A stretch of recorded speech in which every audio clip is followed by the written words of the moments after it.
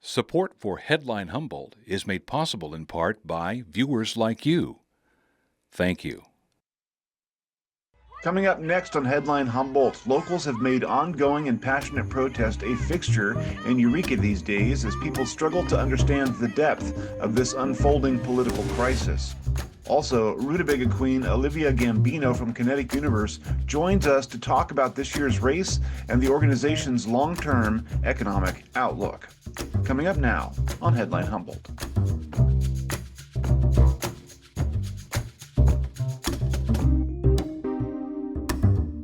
Top of Humboldt Hill, this is Headline Humboldt. I'm James Falk. Thanks for joining us.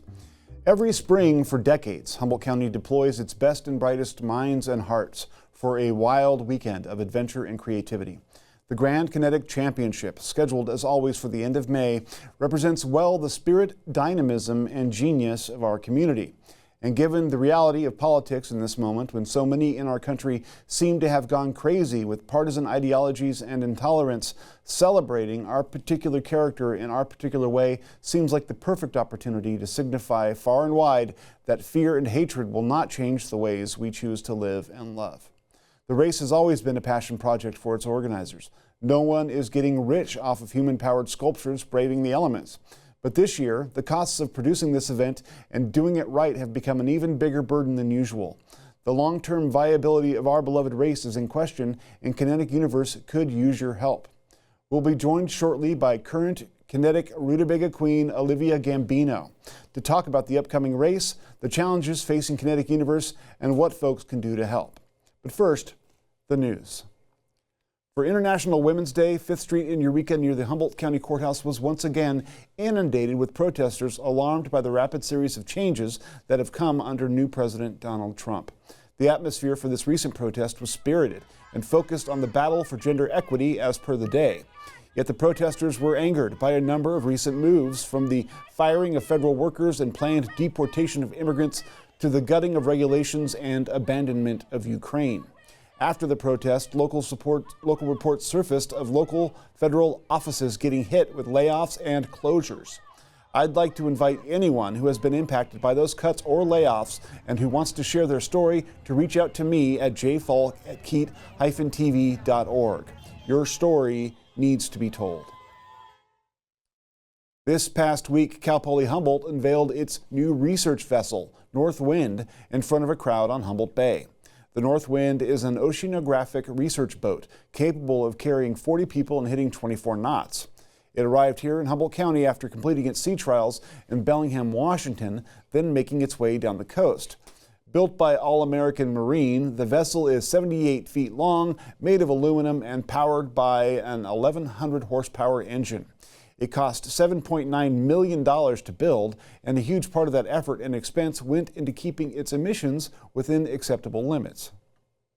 Probably the most significant thing on this vessel was the emission system on the engines that allowed them to meet the new CARB requirements to operate in California.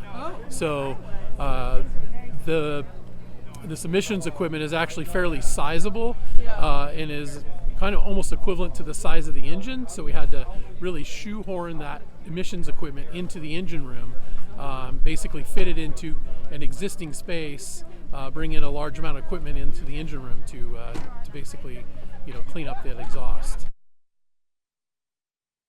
Leela Broughton and Autumn Pyers Moore, students at Arcata High School, are 2025 Honorable Mention Prize winners in C-SPAN's 21st Annual Student CAM competition. They will receive $250 for the video, "Tell the President to Keep Our Food Safe." C-SPAN also recognizes Adam Pinkerton, an educator at the school who served as an advisor in the Student CAM competition. C-SPAN, in cooperation with its cable and satellite television partners, asked middle and high school students to address the theme, "Your Message to the President. What issue is most important to you or your community?" Now in its 21st year, this project-based learning experience asked students to explore and analyze matters of personal, local, or national importance. In response, C-SPAN received over 1,700 entries and nearly 3,500 students participated from 42 states. Here's an excerpt from their winning entry. What's available to eat often isn't what's best for us. Ultra-processed foods packaged with sugars, unhealthy fats, and additives dominate grocery store shelves. There's no question that the price of ultra-processed foods relative to the price of fruits and vegetables is much lower. The increase in price that has occurred since 1980. If you don't have a lot of money, you're going to buy the calories that you can afford. And that makes fruits and vegetables a luxury, which they shouldn't be. Many of these foods contribute to rising rates of obesity, diabetes, heart disease, and other preventable health conditions. The first time we've had a national plan really targeted at hunger and food insecurity and also nutrition. It includes things like expanding access to the SNAP program, which many people still know as food stamps. So reaching more people who qualify but don't participate in the program. They also want to expand school meals to be free to all children eventually, although that's a longer road because you need Congress to do that, and there's not currently the support to do that. It also includes things like putting nutrition information on the front of food packages, which is something the administration can do without Congress, and FDA, in fact, is moving forward on that. We just need education. We need materials. We need funding for programs so people know, hey, you can't, balance is important. So how do we educate on the importance of moderation and balance? Socioeconomic factors play a huge role in people's food choices. For those living in food deserts, there's limited access to fresh produce and healthy food options, so they often have to turn to cheap processed alternatives. Yes, they do. We'll be right back after this short break. Key TV is calling for community champions. Want to make a positive impact? Join our community advisory board and help shape the future of your local PBS station, KEET. We're looking for passionate individuals throughout our viewing area, including Crescent City, Willow Creek, Southern Humboldt, and beyond, especially those from diverse backgrounds. Meetings are quarterly and held online. Visit keet.org to learn more and make a difference today. Ever wonder what happens to your car when you're done with it? Will it be taken care of? What if donating could give you access to more of the television you love? We'll use the proceeds from your donated vehicle to help fund your PBS station and give you access to our most popular member benefit, PBS Passport. With Passport, you can stream a massive collection of drama, mystery, history, music, and art programs. You're going to love it. Complete the easy online donation form today and we'll take care of the rest. And thank you.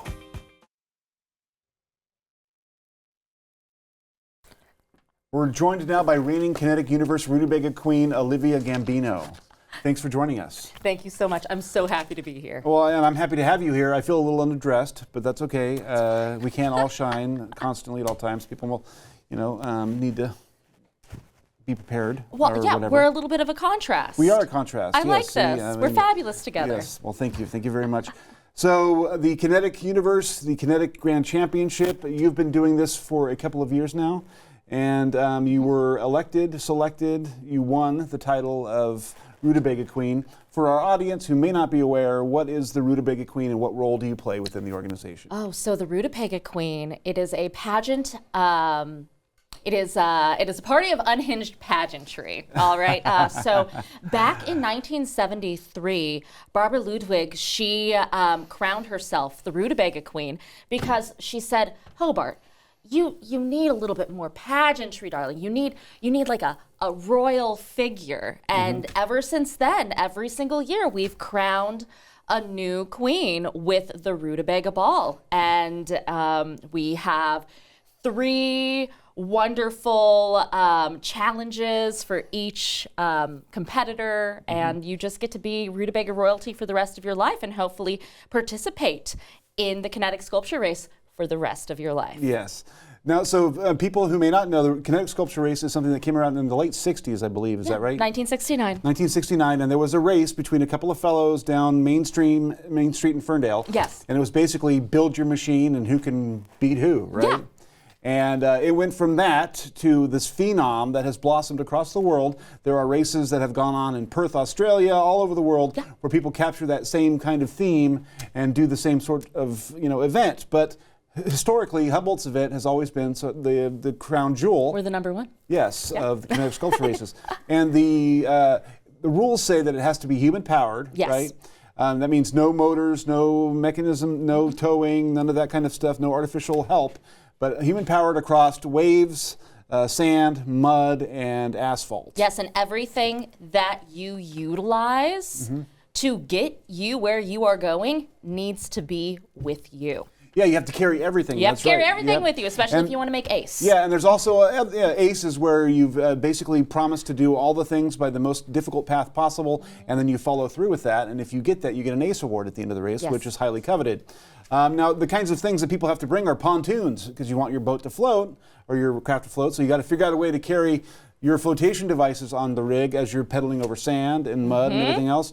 You have to carry flotation devices for your teddy bear. Yes. Which is a huge part of survivability for said teddy bear, which is also required. There are lots of requirements, and it's possibly the most fun that an adult person can have in a 3-day weekend, hands down. And you can bring your kids along too. Yeah, and the kids get to watch the adults play, which Yeah. I think is one of the most important things.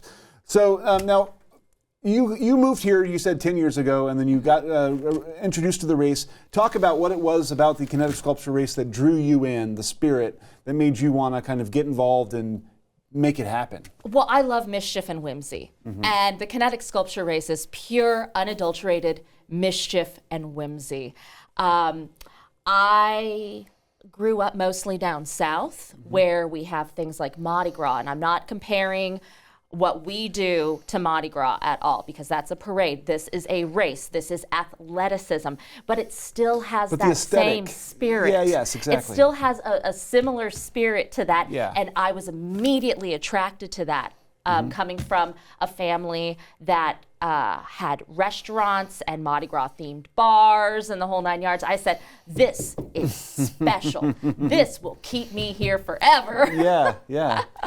And so, I mean, you eventually, your first role that you got within the race was actually as Rutabaga Queen. As is that Rutabaga right? Queen. Yeah, yeah, Yeah. So you went right for the heart of it. You saw like the leadership structure, and you targeted the top dog, and you took it down. I mean, It was more like I was requested to Yes. do so. A lot of people saw so much potential in me, and they said, Livy, just run. Yeah. We need you. Get involved. And I think this is like the perfect way for you to get involved. Yeah. And so, because for the longest time, I'm going to be honest with you, I never thought I was an artist. yeah. People would ask me, oh, are you an artist? You seem so colorful and creative. And I say, no, I'm a scientist.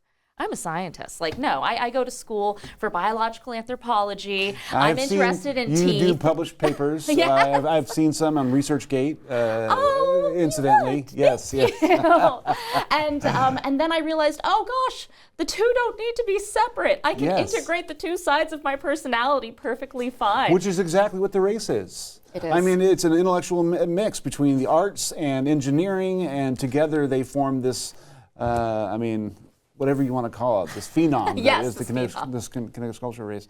Now, so you went from being the Rutabaga Queen, which is obviously a role to play, and it helps kind of lift everyone's spirits or transform the energy of any room into kinetic energy. However, you weren't content with that, because now you've also taken on roles including board membership and fundraising and lots of other things. What prompted you? Was it just the love of the race that you discovered that prompted you to kind of get involved in that level, or? Oh, absolutely. It's Yeah. love of the race, but it's also the responsibility that I feel towards my community. I want to make sure that this lasts as long as humanly possible. Yeah. I would love to see people in the nuclear wasteland still doing kinetic racing because of how hard I worked Little Mad to Max, keep it going. Yes, you know? That's an interesting thought. I believe in it, and I believe in what Hobart felt about the race, that this is a bulwark against bad mental health, Yeah. that this is a place where everybody belongs. Yeah. I think that there is no more important message to be spreading right now in this moment. People are divided like never before. And as we were talking about before the show, the Kinetic Sculpture Race is one of the few forums where people from every walk of life, every career, everything you can think of, coming together and having a great time. Not just working together or getting something accomplished, but actually enjoying each other's presence, and that includes the public and children, and I mean the whole works. So I think that's really important. And the other thing is, it's like we've seen the race over the years. It's always been a challenge for the organizers to put it on. Yes. I mean, it always costs more than they're willing to or able to generate. But it seems like this year in particular, that has become an even more direct challenge. You mentioned that it costs more this year or next year than it did the previous year. Yes. How much are those amounts, and what are you guys trying to do to kind of get closer to that figure? So I will be honest with you. This year, it's going to cost $65,000 to put on this race. Wow. We need fencing. We need permitting. We need environmental impact reports. We need to pay for porta potties and camping and the whole 9 yards. And this race supports the fence makers and the porta-john folks, absolutely. and the restaurants and the hotels, the restaurants and the hotels. Yeah. And realistically, what we need is a system of automatic support and giving to be in place that also matches with the inflation that we're going to be facing in the coming years. Yeah. So basically, like some sort of a membership opportunity where people can, like, for $10, $20 a month, become a member of the Kinetic Universe. Absolutely, who doesn't want to be a member of the Kinetic Universe? Yeah, I mean, come on, join us. It's fabulous here. And by doing so, you mentioned that there is a deal that you get on. You get 20% off of all swag, honey. Yeah. 20% off of all swag and all the glory in the world. You come up to me, you tell me that you're a member, I'm going to give you a big hug. You know? And there's no cooler swag. I mean, honestly, although we do have the pretty Kinetic great Chicken. swag. Do you know the lore behind the Kinetic Chicken? Maybe you could enlighten me a little bit about it. So yeah, it's actually something that Barbara came up with, and also the For the Glory. It's just a silly little thing. It's actually all in here in the Kinetic Compendium, written by Don Thomas, and you can read that and get more into the lore, and this is the first 50 years. First 50 years This of is the every first year. 50 years. And that is photographs and compilations and all that. It is the whole nine, sweetie. Where can people find that? You can actually get this anywhere books are sold. Wow. You can get it printed off of Amazon. You can get it at Powell's Books in Portland. Okay. There's also the fabulous book that was written about the race by Hobart Brown himself. And there is the chicken. And there's That's the Kinetic Chicken right there on the front. Fabulous. Yeah. And it's, even going to the Kinetic Museum, is that still open? No. No, yeah, they did close that. That's Yes, what I thought. because it is too much of an upkeep, because we already have storage units that we have to keep open. Yeah. We have construction labs that we have to keep open.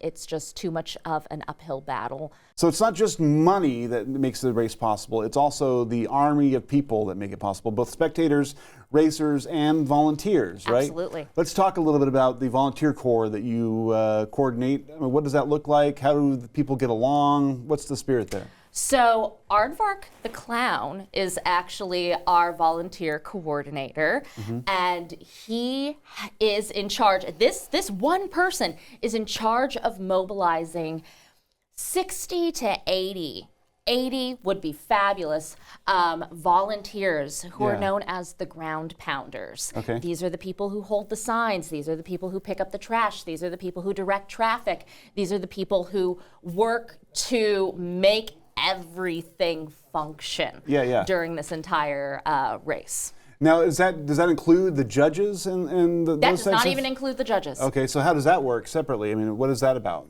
Oh, so the judges are usually on their own race. They are selected by the race committee. Okay. And then those folks are also volunteers, and they have their whole scorecards of artistry, pageantry, engineering, all kinds of different. Which is how they end up ranking the race at the end. Exactly. So it's a race, but then speed isn't the only way that things get judged. No. So how do you choose winners at the end? How do we choose winners? Well, it's ranked by the. I've never been a judge. Yeah. So I don't actually get to. I'm not privy to that yet. But in terms of speed is not the only factor. No, Artistry absolutely and not. everything else plays a huge Absolutely role. not. Oh, and humor is a huge role. Of course, yeah. puns are a huge part of Yes, making our story. absolutely. There's a little reward for everybody in this. Well, we raced one year, and we were in the horse, of course, which was actually a zebra. Oh. But it was the horse, of course, because it was a pun we were trying to make, and it wasn't a very good one, but that's okay. We gave it a shot. And it was white and black. And see, we knew it was a zebra because it was black with white stripes, not white with black stripes, but no one really got the joke. Yeah, it was a lot of fun, and one of the most important and dangerous things that we found was that you have to make really sure that when you're doing the water crossing, which you mentioned previously is one of your favorite parts of the race, your rig has to float. Your rig has to float, and you have to bring it with you. And we weren't so lucky. Well, it ultimately floated, but the person, my co-pilot, had to get out and get on the stern of the boat the whole time while I pedaled by myself, because otherwise the rig would have flipped up and we would have sunk backwards into the bay. There's an award for that, you know? Yeah, well, we didn't get that either, so.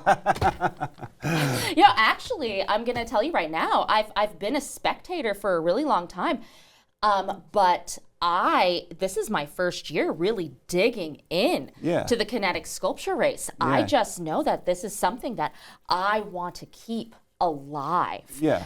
So as I tell everybody on the board, and I tell everybody that sees me participating in this, I say, this is literally my first rodeo, but it's not going to be my last rodeo. No, you have a certain shine about you that is all speaks gloriously kinetic. So there's a lot to learn. As you can tell. Well, that's the thing. There's a lot to learn, and you're not taking it lightly. Next year, you're going to be responsible for raising the money that's going to put the race on. Yes. I mean, that's a huge burden, and that speaks to, obviously, your affection for the race and what you're seeing out there on the track. I'm currently being trained by Queen Dynamite, who took over fundraising, and she's been doing it for 10 years, even though her job has now called her to live in Oregon. And so she is training me to take it over for her, which is a task I take very seriously, and it's glorious because I find glory in service. Yeah, I think that's part of what the whole spirit of the race is, and that's, by going to Kinetic Universe, you can sign up for the membership programs. You can figure out how to give, how to volunteer, all of those sorts of things. But one thing that happens is that people who are good at their jobs tend to stick around, but they may do it for a long time, and they get locked into those positions, and they may want to move on to something else. And so the more volunteers with people who have more experience in more areas of putting one of these things on, the better off things absolutely. will be, right? And now we're really opening it up to people getting in at any level that they possibly can. It used to be the type of situation where if you're a volunteer, you're locked in for 3 days. Honey, no. Come down to the plaza for 4 hours. Pick up some trash. We love you. Like, come on. Just come on down. Like, whatever you can do, we appreciate and we hold. Yeah. Right. Now, there's some bribery that goes on, I've heard, on the race. Now, I don't know if the bribery is my favorite.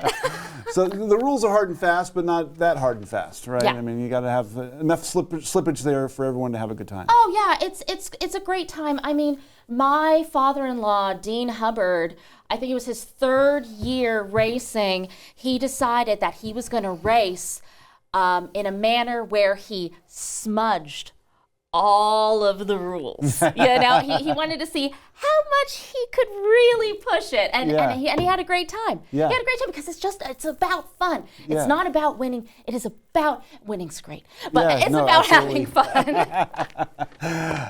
Well, I mean, that's pretty much all the questions I had for you, but I appreciate you coming down and doing the show. And real quick, just so people the dates of this year are going to be May 24th, 25th, 25th, and 26th. Yes. The Rutabaga Ball will be on the 24th. Okay. After the first day, that'll be held at Eureka Theater this year. Okay. And it will be a fabulous fundraiser for next year's Kinetic Sculpture Race. And then we end in Ferndale Main Street. And they'll be selecting a new Rutabaga Queen. Yes, we will be selecting a new Rutabaga Queen. So for people who may be interested in that job, I mean, obviously you're going to leave a gap to be filled. What should people think about if they're going to come down and try and become Rutabaga Queen? How do you approach that kind of competition? Oh, I'm actually going to be making some instructional videos that are going to be hitting the internet. So follow me at Olivia Gambino. on Facebook, but I will also be releasing it on our Kinetic Universe Facebook. Okay. You can also find out more information on kineticuniverse.org. You go up to the tab, select Rutabaga Queen, but you can also find where to donate. You can also see our swag, the whole 9 yards. Everything is at kineticuniverse.org. Awesome. Well, thank you so much for coming down. Oh, it's my pleasure. Thank you so much for having me.